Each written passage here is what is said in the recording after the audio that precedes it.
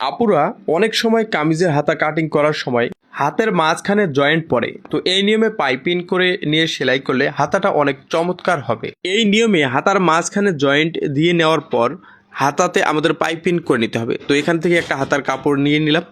তো পাইপিনের পাটের সোজা দিকটা উপরের দিকে রাখতে হবে এবং বডির পাটের সোজা দিকটা উপরের দিকে রেখে এই নিয়মে বসিয়ে নিতে হবে এবং এক ফিট সমান করে একটি সেলাই দিয়ে নিতে হবে। এবার এই সেলাইয়ের কাপড়টা আমাদেরকে বডির দিকে ভেঙে দিতে হবে। এরপর উল্টিয়ে নিয়ে পাইপিংটা আমরা যতটুকু পরিমাণ চড়া বের করবো আঙ্গুল দিয়ে ঘষে ঘষে এইভাবে পাইপিংটা বের করে নেব। এরপর এক পার্ট আরেক পার্টের উপরে এইভাবে বসিয়ে একটি সেলাই দিয়ে মাঝখানের পাইপিংটা সেলাই করে নিতে হবে। তো শুরু থেকে শেষ পর্যন্ত এক সমান সেলাইটা নিয়ে যেতে হবে।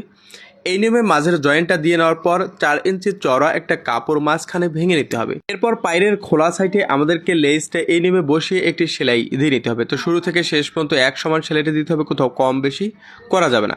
এরপর পট্টিটা এইভাবে বসিয়ে নিতে হবে এবং 1 ফিট সমান করে একটি সেলাই দিয়ে নিতে হবে। শুরু থেকে শেষ পর্যন্ত এক সমান সেলাইটা দিয়ে নেব। এরপর পট্টিটা বাইরের দিকে বের করে লবে লবে একটি টপ সিন দিয়ে নেব বডির পাটে।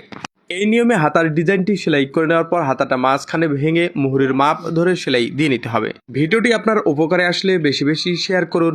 ধন্যবাদ।